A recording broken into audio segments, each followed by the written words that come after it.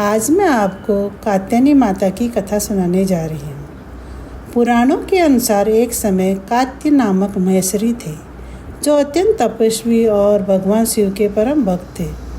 उन्होंने कठोर तपस्या की और माँ भगवती को प्रसन्न करने के लिए अनेक व्रत और साधना की। उनकी इच्छा थी कि देवी भगवती उनके घर पुत्री के रूप में जन्म ले। महेश्वरी कात्य की तपस्या से प्रसन्न होकर माँ भगवती ने उन्हें वरदान दिया कि वे उनके घर पुत्री के रूप में अवतरित होगी। उसी समय महिषासुर नामक एक शक्तिशाली राक्षस ने देवताओं को हराकर स्वर्ग पर अधिकार कर लिया था। सभी देवता भगवान शिव, विष्णु और ब्रह्मा जी के पास सहायता के लिए गए। तब तीन देवों ने अपनी अपनी शक्ति से एक देवी का निर्माण किया, जिनका स्वरूप अत्यंत तेजस्वी और आदित्य था। यह देवी कात्यायनी के रूप में महेश्वरी कात्य के घर पुत्री रूप में जन्मी। महेश्वरी कात्य ने उनका नामकरण कात्यायनी किया, क्योंकि वह उन्हें गोत्र में जन्मी थी। देवी कात्यायनी ने जन्म लेने के बाद कठोर तपस्या और साधना की और महिषासुर के अत्याचार को समाप्त करने के लिए युद्ध की तैयारी की।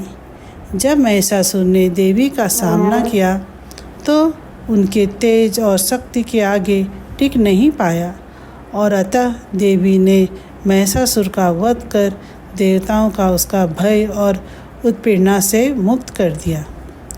माता कात्यायनी के बहुत ही दिव्य और शक्तिशाली है। उनका रंग स्वर्ग के समान चमकीला है। वो सिंह के सवार रहती है। उनके 4 हाथ हैं, एक हाथ में तलवार, दूसरे हाथ में कमल, तीसरे हाथ में वरद मुर्दा है और चौथे हाथ में अभय मुर्दा में है। उनका यह रूप शक्ति और पराक्रम का प्रतीक है। कात्यायनी माता की पूजा से विवाहित जीवन सुखमय होता है। जीवन की सभी बाधाएं दूर होती है। विशेष रूप से जिन कन्याओं के विवाह में कोई बाधा आ रही हो या जिनके जीवन में पति पत्नी के बीच सामंजस्य की कमी है, उन्हें माँ कात्यायनी की आराधना अवश्य करनी चाहिए। माँ कात्यायनी की कृपा से भक्तों के जीवन में आने वाली सभी बाधाएं समाप्त हो जाती है। उन्हें ज्ञान, विवेक और स्नेह की प्राप्ति होती है। आप भी कात्यायनी देवी की पूजा कीजिए और उनकी कृपा प्राप्त कीजिए। जय माता दी।